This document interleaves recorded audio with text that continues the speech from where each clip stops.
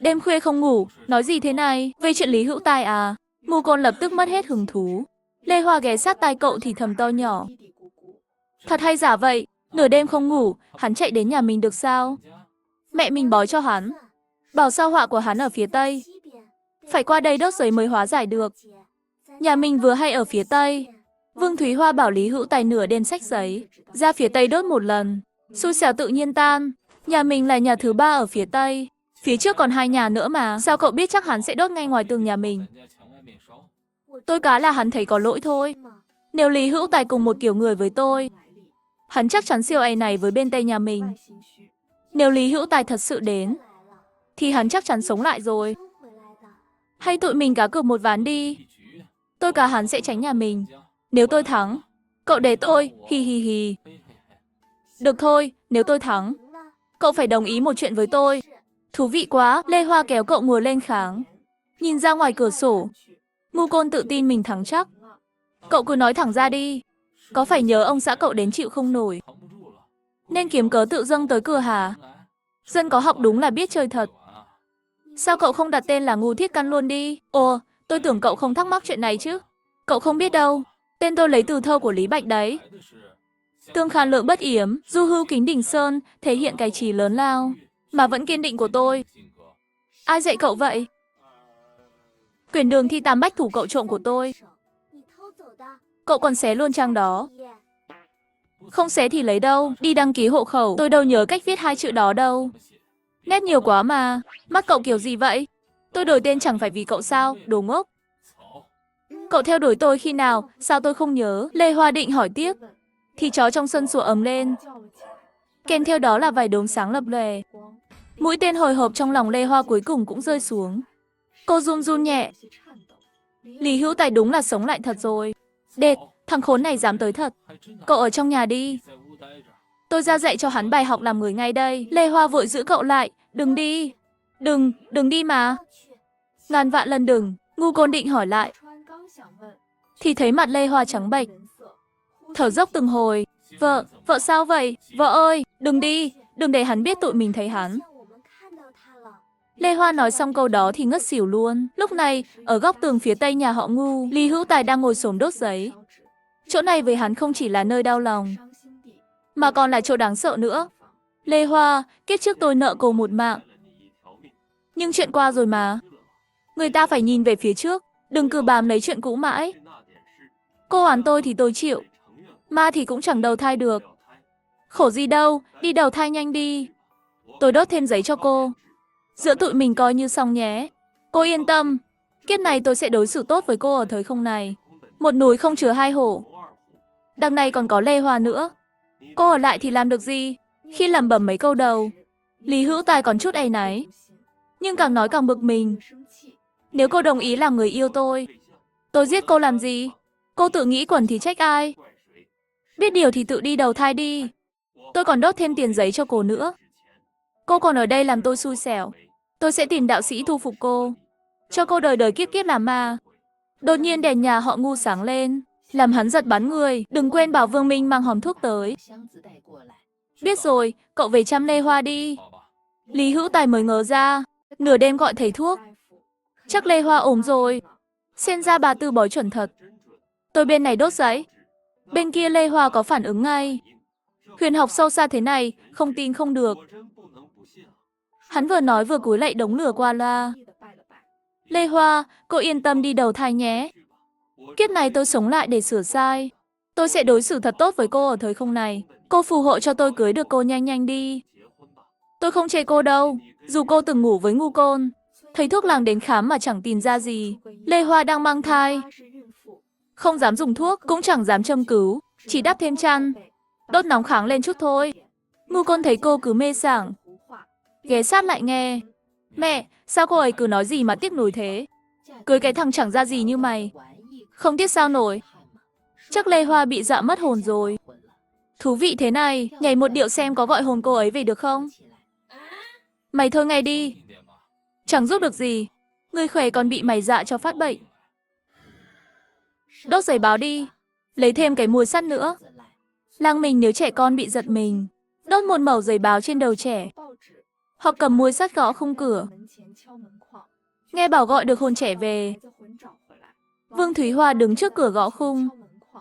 Trần Lê Hoa, về nhà nào? Mu Côn đứng cạnh kháng đốt giấy báo. Lê Hoa trong mơ nghe tiếng ồn ào này. Mày càng nhíu chặt hơn. Đột nhiên mùi lông heo cháy thoảng ra. Đệt, mày đốt tóc Lê Hoa rồi. Mu Côn luống cuống dập lửa bằng tay. Dù không cháy tới da, vẫn làm rụng mất một nhúm tóc. Cô ấy tỉnh lại chẳng phải sẽ đạp sập tường sao? Mẹ, lát mẹ nói với cô ấy là do Kiều Kiều làm nhé. Cô ấy thấy rồi chắc không chơi với con nữa đâu. Để cô ấy đi cào Kiều Kiều ấy. Kiều Kiều có anh trai như mày đúng là xui xẻo. Thôi được rồi, mẹ con nhà ngu đồng thanh nói. Mặt ai nấy đều rạng rỡ giống hệt nhau. Khát à, Ngu Côn vội đưa cốc nước đã chuẩn bị sẵn. Lê Hoa tu một hơi hết sạch. Nước pha chút đường, ngọt ngọt dễ chịu. Ngủ đi, sáng mai dậy là ổn hết thôi. Thấy Lê Hoa ổn ổn, Vương Thúy Hoa hài lòng bước ra ngoài. Cậu không ngủ, đứng được đó làm gì? Tóc cậu. Thôi, tôi không lên kháng nữa đâu. Ngu Côn tự biết mình gây họa lớn, đau lòng từ bỏ ý định lên kháng ngủ. Thôi được, tôi không trách cậu, lên đây đi. Cậu chẳng phải rất quý, cái bím tóc to của cậu sao? Tóc rồi sẽ mọc lại thôi mà. Người ta phải nhìn về phía trước chứ. Lê Hoa hoàn toàn tỉnh táo lại. Hai người nằm trên mà chẳng ai buồn ngủ chút nào. Ngu Côn bất chợt buột miệng. Cậu nhìn vực sâu đi. Vực sâu cũng nhìn lại cậu. Mê mơ, ai dạy cậu vậy? Không ngờ cậu còn là triết gia đấy. Dù là kiểu triết gia Đông Bắc. Mẹ vợ tớ dạy, bà nói một lần, tớ nhớ luôn. Nhưng tớ thấy câu này không hợp lý lắm. Đáng lẽ phải là vực sâu nhìn cậu. Cậu nhìn gì? Nhìn mày đấy. Nhìn tao thì sao nào? Rồi cậu với vực sâu đánh nhau một trận. Cái thân hình nhỏ xíu này của cậu chắc chắn đánh không lại. Cuối cùng tớ phải tè một phát vào vực sâu. Tụi mình thắng. Mê mâng, cậu đạp nắp quan tài bật tung rồi đấy. Đạp ai? Tác giả viết câu này không phải tớ. Mẹ vợ tớ nói mà, không phải mẹ vợ. Thế thì phải chửi một trận. Tác giả này đầu óc có vấn đề, làm gì không làm. Cứ phải nhìn vực sâu làm gì. Rảnh rỗi đau trứng, chán sống mới đứng cạnh vách đá. Dù có tè một phát, cũng phải tránh xa vùng nguy hiểm chứ. Đứng trên vách đá mà tè, ngã xuống thì sao? Lê Hoa thở dài, thư sinh gặp lính. Có lý mà giải thích không xong. Tôi hiểu rồi, hiểu cái gì? Hiểu cái gì? Cậu muốn nói, đừng dùng cách sai lầm để đối phó với người hay việc sai lầm. Cái này giống ý tác giả muốn nói luôn. Không, cảnh giới của cậu cao hơn đấy. Những kẻ từng làm tổn thương chúng ta, điều tệ nhất không chỉ là tổn thương ta, mà là họ cố biến ta thành người giống họ.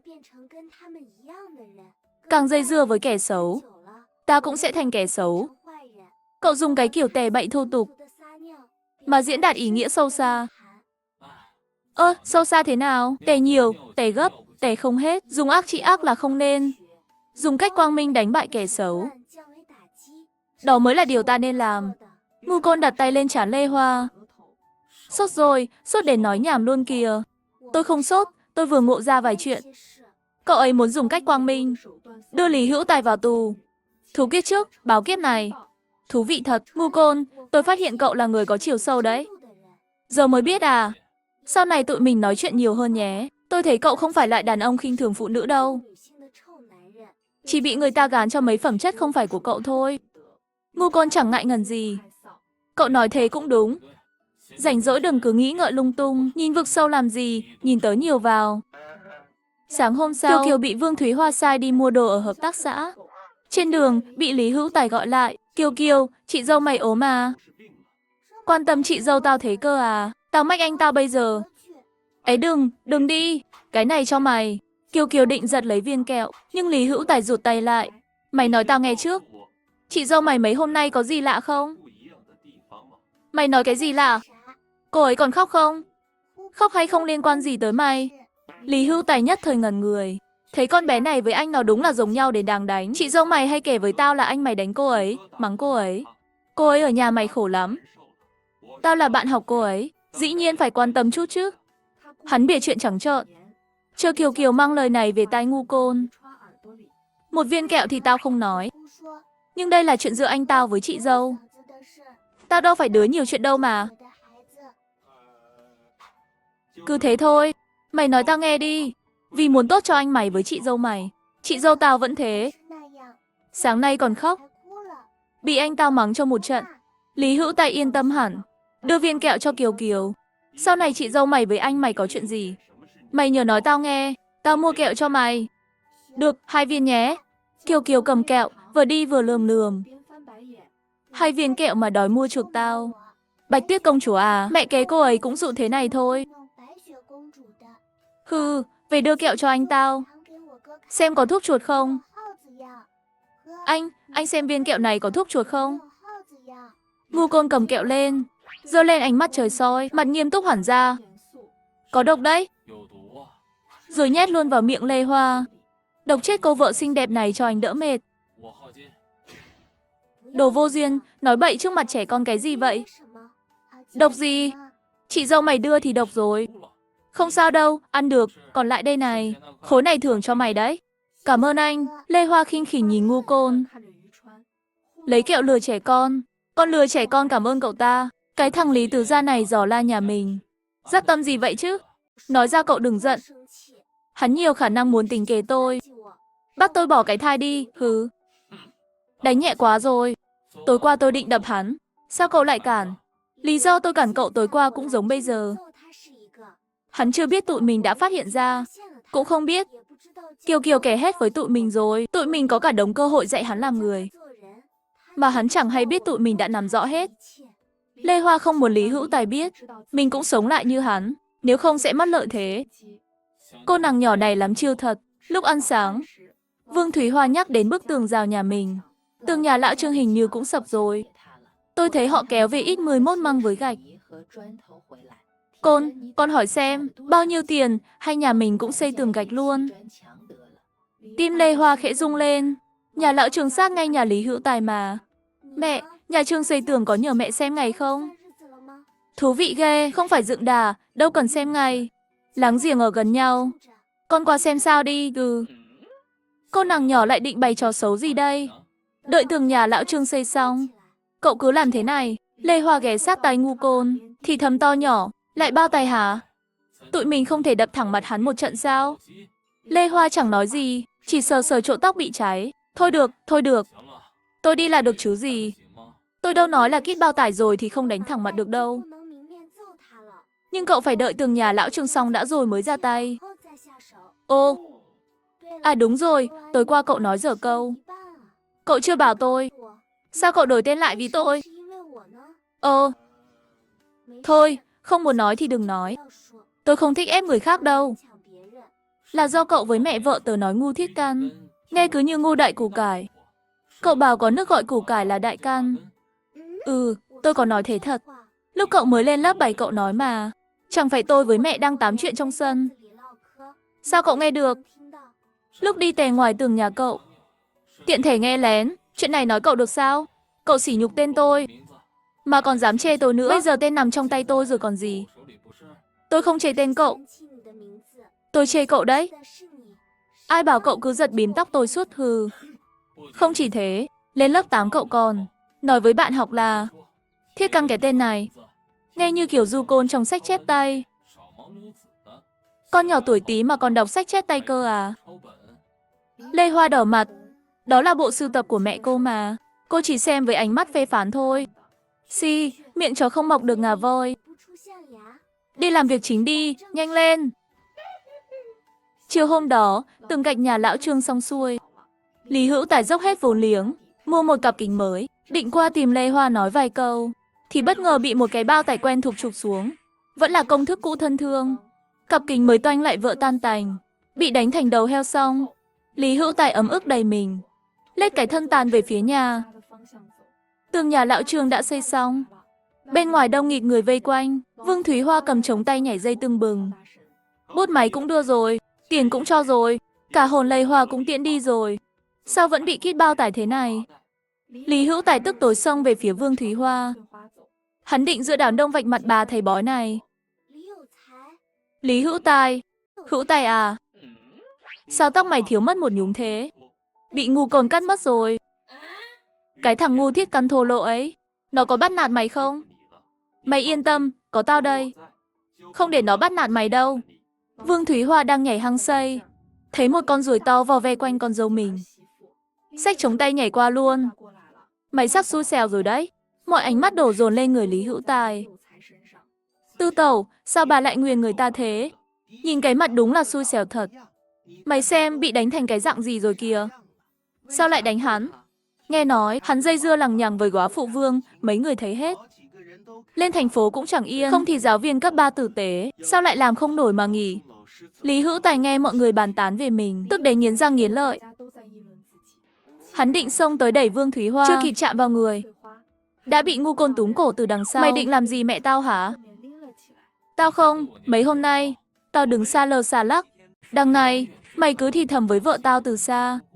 Con định đánh tao nữa hả? Đều là người văn minh, không được động tay đâu. Có gì từ từ nói, đừng đánh. Ngu Côn đạp một phát bay xa cả mét. Lý Hữu Tài nằm bẹp dưới đất rên hừ hừ. Mày động tay cái gì?